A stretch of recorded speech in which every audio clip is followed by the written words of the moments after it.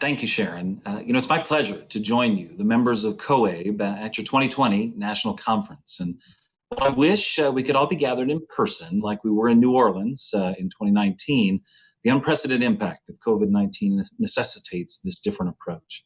And while I too wish I could be eating a crab cake with you at Baltimore's Inner Harbor, a silver lining is that a virtual gathering actually allows more participants and practitioners and colleagues to join in this conversation and this convening.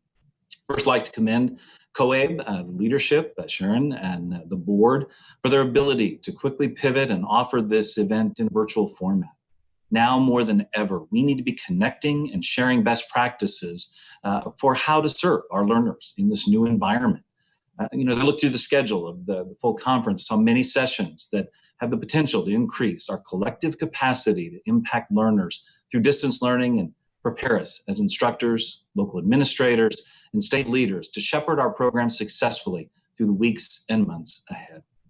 I also want to express my appreciation to each of you who over the past 3 months have gone above and beyond the call of duty to keep your learners learning. Through conversations with state directors of adult ed, I know that many of you moved quickly from face-to-face classroom environments to Facebook Live, Zoom, Skype, and other tools, often overnight to keep your students learning. You also distributed technology to learners to keep them connected. Thank you for your commitment to your students and your inspired creativity, which have allowed you to continue to meet the needs of your students. Last but not least, I commend and thank our team at the Department of Education's Office of Career, Technical, and Adult Education for their quick response in seeking out and responding to your questions amidst the pandemic, with a focus on providing you the greatest flexibility possible and removing barriers to your new landscape. They continue to work on your behalf to expedite our collective shift to virtual teaching and learning. If you've not already seen the frequently asked questions and their answers, I would encourage you to go to ed.gov and click on the coronavirus tile at the bottom of the page. And in that, you'll find an additional resources section with 3 sets of adult ed FAQs that highlight the flexibilities that exist within AFLA to move to a distance learning model. In addition, our staff worked with our links contractor to create a page on links.ed.gov with useful resources to assist adult education programs as they navigate during these difficult times. It might be helpful to know that Links is facilitating professional learning and dialogue around distance learning and available educational technology resources through the Links community. And also through the Links Learning Center, we're communicating the availability of educational resources from numerous federal agencies that can support your work. And last but not least, we also are partnering with the National Association of State Directors of Adult Education to stand up an online space where state leaders can communicate and share resources, again, to benefit the collective. I also want you to know that our team intends to use national leadership funds to create and release professional learning modules pertaining to distance and blended education within the next 3 months. Goal is to rapidly provide research-based resources to support teacher development and program capacity for distance learning, blended learning, and digital literacy instruction. The pandemic has affected just about everyone across the globe. We've all been affected in our own ways, but in truth, the virus has affected some worse than others. It has had a disproportionate impact on people of color and of lower socioeconomic status. The Brookings Institute recently reported that vulnerable workers are disproportionately young, female, and those with less formal education. The pandemic also, though, disproportionately affected many industries that employ adult learners, industries that relied heavily on in-person contact. In the pre-pandemic economy, a large portion of our adult education students were employed, albeit underemployed, often working multiple low-wage jobs to sustain their families economically. Industries like travel and tourism, restaurants, retail, security, sanitation have been disproportionately impacted by unemployment.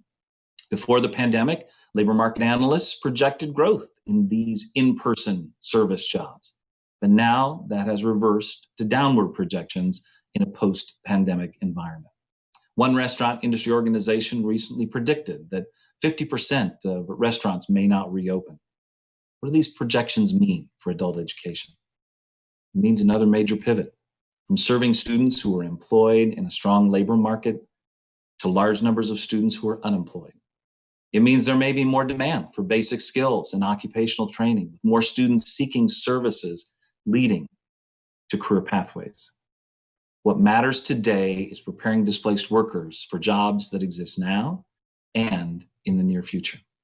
Those jobs have shifted from in-person service jobs to jobs that support the supply line, such as warehouse and inventory management, logistics, transportation, and agriculture. Some labor market analysts believe that in a post-pandemic economy, there will be an increase in domestic manufacturing, information technology, remote connectivity, and medical research. However, predictions about the labor market demand in a post-pandemic economy are still uncertain. But when it comes to education, one thing is certain. The education that we offer today's learners must reflect the realities of today's economy, and with an eye towards tomorrow opportunities. Students must be prepared to anticipate and adapt. They must be lifelong learners. This administration's federal relief efforts during the pandemic are aimed at economic recovery and include supporting short-term education and training programs that lead to what is being referred to as short-term certifications. These include micro-credentials, licenses, badges, and other work-relevant credentials organized as learning and employment records that can be used by employers to quickly identify individuals with the needed skills. Short-term credentials can help displaced workers quickly return to employment and lead to advanced opportunities. And that's why I'm pleased to announce that a little over a week ago, the Secretary announced the Reimagining Workforce Preparation Grants that are specifically designed to focus on expanding career pathways and short-term learning opportunities for students. There was $127 million that was authorized through the CARES Act to facilitate new business and education partnerships in communities across America in two important ways. First, to expand those short-term education opportunities, whether those be credentialing or apprenticeships, that would help people hone skills to take advantage of new opportunities that emerge in a post-pandemic economy.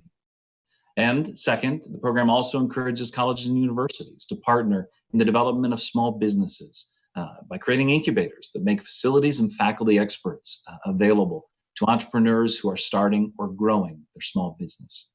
So I would ask you to work with the individuals in your state. Ultimately, the state workforce boards will be the eligible recipients of these grants, but make sure that adult education is at the table in consideration for how we can quickly upskill the American communities and get those individuals into those opportunities that await them. We believe these grants can help students, including adult ed students, get ready to seize new and exciting opportunities as our country reopens. Federal efforts also recognize the need for an individual's advancement and the role that career pathways will play in a post-pandemic economy. Pathways that build digital literacy are increasingly becoming the gateway to middle-skilled jobs. And middle-skilled jobs that are digitally intensive pay more than those that are not. Ultimately, to prepare our learners for jobs that have an opportunity for advancement, it's going to require us to build foundational digital literacy to undergird a more digitally resilient workforce. Now, while the pandemic response is top of our mind and our top priority, I'd be remiss if I didn't provide you an update on the review and approval of WIOA state plans. And we've been actively, our staff has done a tremendous job over the past 3 months of reviewing those and working with states to finalize those so that they can all be approved here as we move into July 1 and beyond. Ultimately, one of the key overarching themes we saw throughout the plans is that states are continuing to do a great job of integrating adult education programs into their workforce development mission and goals. A few areas that we're seeing some bright spots and noteworthy practices are in career pathways, advancements on apprenticeship and pre-apprenticeships, integrated education and training models that continue to grow. And we've even seen some promise in how states are dealing with the challenges of sharing data across WIOA partner programs. Two of the highlights that I want to bring out to you today are the expansion of IET and the integration of adult ed into the overall workforce system. Over the past 2 years, we've seen tremendous growth in the number of students in IET programs that are served. Since WIOA was signed into law, you provided IET experiences to about 22,000 students nationwide in 2016 and 17, and over 40,000 in the 2017-18 year. Just want to say nice job on that. Well done. And if you would, give yourself a virtual pat on the back, or if you're sitting watching this with a group, make sure that you celebrate that great work together. Secretary DeVos and I were honored to see the IET programs in action at Montgomery College in Maryland last fall. And as a part of that, we saw firsthand students preparing for careers in the computer repair industry as they were mastering the English language. And since that visit, we've established an agency priority goal, which goes beyond just our office, that encompasses all of the offices in the Department of Education, to continue the dramatic increase in the number of students that IET prepares, not just for English language acquisition, but a technical certification at the end of the day. And over the next 2 years, we really want to dramatically increase that number. And that's why our Office of Adult Education and Literacy will be investing $2.6 million over the next 2 years to provide IET design camps. And especially as we look at the emerging careers post-pandemic, even some of the existing IETs may need to be modified into new pathways. And as a part of that, perfect time for the design camps to come along to support you in that work of creating high quality IET experiences for your students.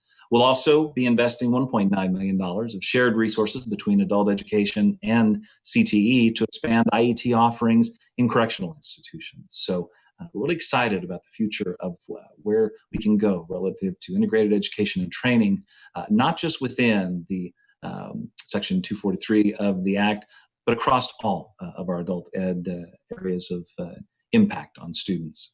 The second piece I do want to just say is that the collaboration with other partner programs is going to be now more critical than ever. I want to echo the words of John Palish, Assistant Secretary of the Education and Training Administration at the Department of Labor, my counterpart within the Department of Labor. Over the past year, he has continually called for a one workforce system. And today's environment calls us to a greater level of collaboration within the family of adult education, collaboration between those that are funded by AFLA and those that are not, and a greater collaboration with the WIOA partners like rehabilitative services, work rehab, TANF, SNAP providers, and state and local workforce boards. Only by working together will we be able to get our learners, especially our most vulnerable learners, to where they need to be. As government, business, and community leaders work to reopen main streets and communities across this nation, it will be imperative to have you as practitioners and leaders of adult education front and center in the local, state, and national dialogue. Now more than ever is the time for each of you to step boldly into an uncertain future focused on what's best for the learners you serve. Having seen your work at the local, state, and national level, I am convinced that you will rise to the occasion and find innovative ways to break down the barriers that you and your students face. You will overcome, and in doing so, you'll provide hope, opportunity, and new futures to millions of learners. We at the department, and specifically within the Office of Career, Technical, and Adult Education, look forward to being your partner in that work. We wish each of you safety and success in the path ahead. Thank you.